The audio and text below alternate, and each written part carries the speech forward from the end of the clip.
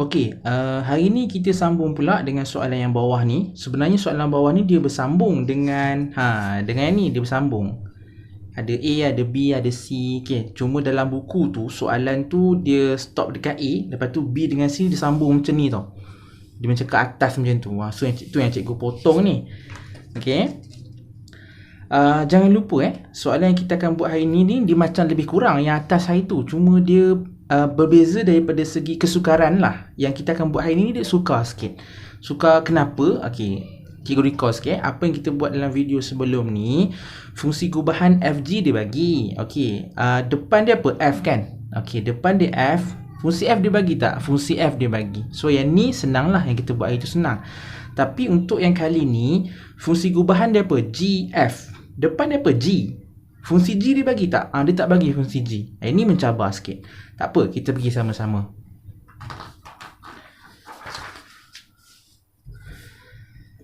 Fungsi F dan fungsi gubahan GF masing-masing ditakrifkan seperti berikut. Cari fungsi G. Okey.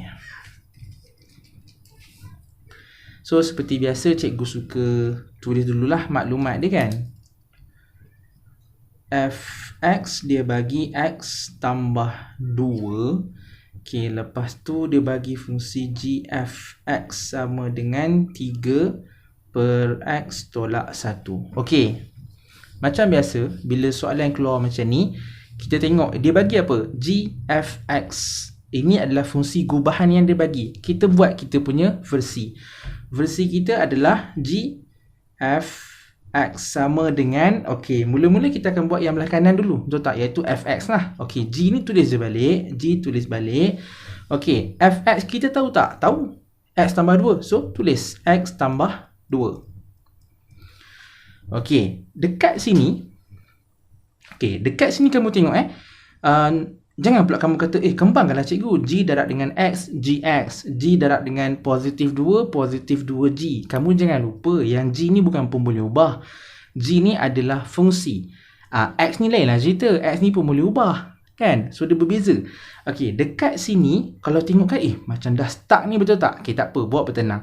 Ini GFX kita lah, kita start kat sini kan. Okey, ni GFX yang dia bagi. Okey, kita gabungkan.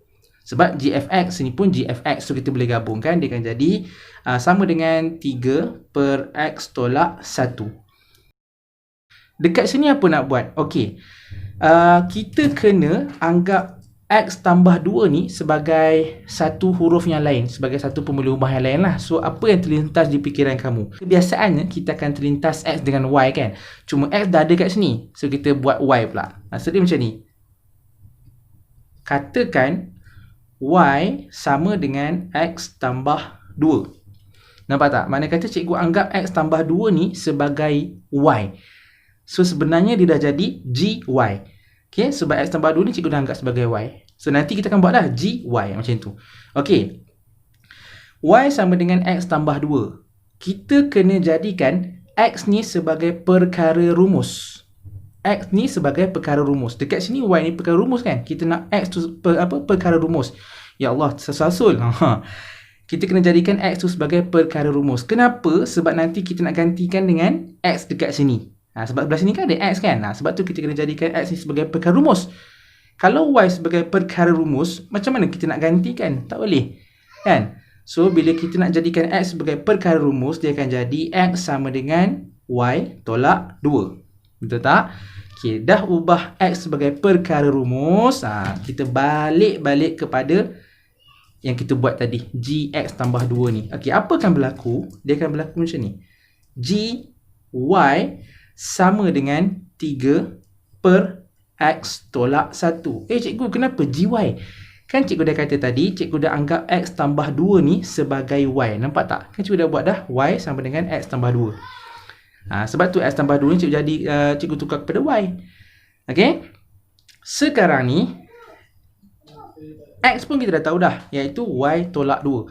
Kita gantikan je Y tolak 2 ni ke dalam X yang ni. Okay, so dia akan jadi macam ni lah. GY sama dengan 3 per Y tolak 2 tolak 1. Nampak tak? Sebab itulah kita jadikan X tu sebagai perkara rumus tadi. Sebab kita nak gantikan dekat X dalam ni. Nampak dah gantikan dah. So Y tolak 2 tolak 1. Okay, settlekan. G Y sama dengan 3 per Y tolak 3. Okey, sebenarnya kita dah siap dah ni. Cuma soalan dia nak dalam bentuk objek tu Y ke X. Okey, dia tak bagi tahu. Okey, dia minta cari fungsi G sahaja kan. Okey, cuma kebiasaannya kita menyatakan fungsi sebagai Gx, Fx, Hx, nampak semua tu X lah. Menunjukkan kita dah terbiasa dengan X tu sebagai objek. Okey, dekat sini bukan salah cuma kebiasaan kita nak objek tu dinyatakan sebagai X. So kita ubah je.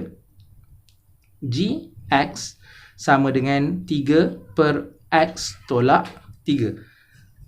Dah siap. Ni adalah fungsi G yang dia tak bagi. Nampak tak? Bezalah dengan apa kita buat sebelum ni. Sebab sebelum ni tak ada pun kita ubah yang dalam kurungan ni kepada Y. Tak ada.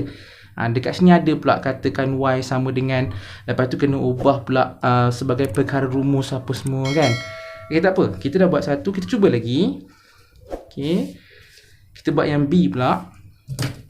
Cuba misah sekejap. Okey, fungsi F dia bagi sama dengan 5 per X. Okey, lepas tu fungsi GF sama dengan 15 per 2X tolak 1. Okey, macam biasalah dia bagi GFX. Ini yang dia bagi. Kita buat versi kita. So kalau versi kita dia akan jadi GFX sama dengan G. Okey, F kita tahu tak? Fungsi F kita tahu 5 per X. So tu dia jelas 5 per X. Okey, cuma ni masalah dekat sini kita nak masukkan 5 per X ni ke dalam fungsi G. Fungsi G kita tak tahu. Kan? Kita stuck kat sini. Tapi jangan risau. Ini GFX kita. Ini GFX yang dia bagi. Sama je. GFX ni pun GFX. So kita gabungkan. Sama dengan 15 per 2X tolak 1. Sama macam tadi. Yang dalam kurungan ni kan. G dalam kurungan kan. Dalam kurungan ni kita kena anggap dia sebagai satu pemuli ubah yang lain. Kalau kamu rasa kali ni tak nak buat Y, nak buat M, boleh. Jom kita buat M. Yang penting jangan buat X. Sebab X dah ada kat sini.